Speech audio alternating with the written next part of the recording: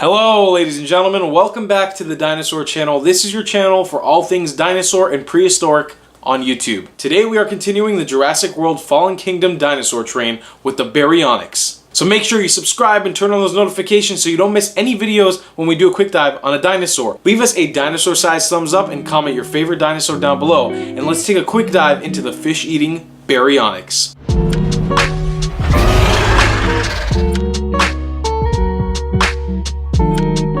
Aha! Finally, a dinosaur that's not controversial. The Baryonyx. What a cool name. Yeah, it is. It actually means a heavy claw because the Baryonyx had a giant freaking claw on its hand. Alrighty, let's figure out where and when this giant claw lived. Oi mate, welcome to England. But you know, like a few million years ago. Like 140 to 120 million years ago.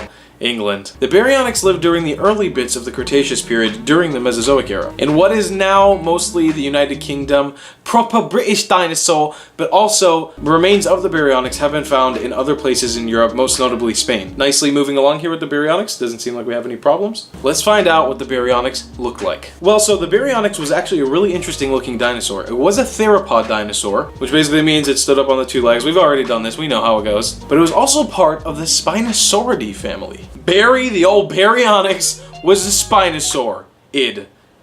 Most likely, the Baryonyx was a close relative of the Spinosaurus and another dinosaur called the Suchomimus. These are all under the family of Spinosauridae. Spinosauridae? These dinosaurs are known for having really sharp, clean, straight teeth and really elongated snouts, meant for hunting, can you guess what? Fish.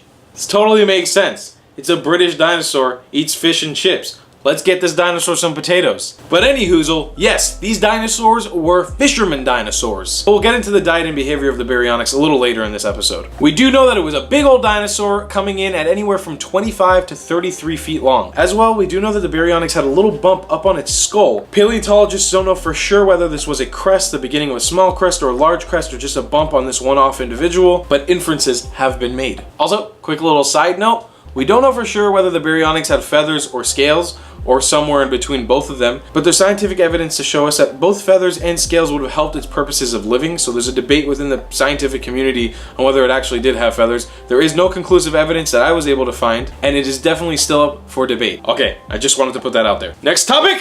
Let's see what the Baryonyx's role in getting famous was. So there's actually quite a few places the Baryonyx was featured in pop culture and media. Its first most notable role that I was able to find was in Ice Age: Dawn of the Dinosaurs, where it played a giant albino Baryonyx. He just wreaked havoc on all the poor little mammals. Weird role, but it stuck, and then he became even more famous. The Baryonyx had a cameo in the famous show Planet Dinosaur, as well as in the Jurassic Park franchise. It was hinted to us in both Jurassic Park The Lost World, and Jurassic Park 3. We first got our glimpse of what the Baryonyx might look in the JP franchise universe in Jurassic World when it was leaked on their website, a picture of it, or an image, or something along the lines of that. And then we finally got to see what the Baryonyx looked like in that universe in Jurassic World Fallen Kingdom. Absolutely amazing, super cool dinosaur. We didn't get to see much of the Baryonyx in the movie, but the parts where we did were awesome. It was ferocious and probably way too aggressive in the movie than what it would have been in real life, and it got lava poured on its face, so that's freaking cool as heck. Diet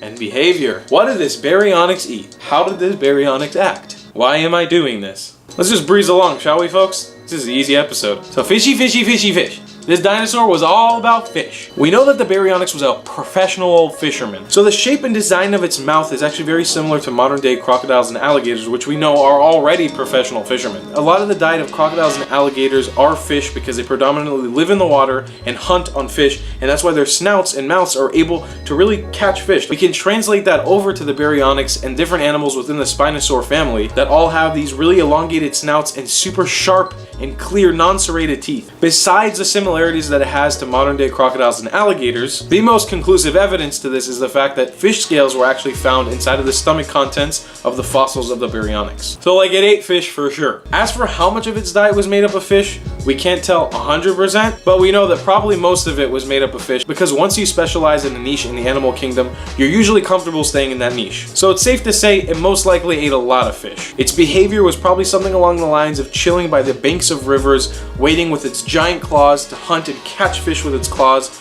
or just sticking its snout in the water and scooping them up. Alternatively, paleontologists believe that it might have been semi-aquatic, hanging out fully submerged in the water in deeper parts of river streams or maybe even the ocean, having its mouth open or waiting to just sneak up and catch prey by propelling itself underwater. Once again, no conclusive evidence of this, but paleontologists always have to draw up ideas in their head of what these animals might have behaved like. But all this makes our Baryonyx a piscivore dinosaur, pretty much just meaning it was a fish eater. Now, if it did run into the occasional kerfuffle with a neighboring dinosaur, it was probably hunting or fighting the neighboring iguanodon that lived around the area. Boom! Done! Easy. Baryonyx, I love ya. Fantastic dinosaur. I loved seeing him in the new Jurassic World Fallen Kingdom movie. And speaking of Jurassic World Fallen Kingdom, in this quick dive series on this channel, we are covering every single dinosaur from Jurassic World Fallen Kingdom. So if you love that movie, you want to learn more about your favorite dinosaurs from the movie, make sure you subscribe so you don't miss any of these quick dives. Make sure you leave us a dinosaur-sized thumbs up and comment down below a dinosaur you would like to see us cover in the future. If you like this channel and you want to support us, you can send us a donation on PayPal. The link will be in the description. And we will see you in the next episode of the Dinosaur channel when we cover the Stegosaurus. See you then. Goodbye.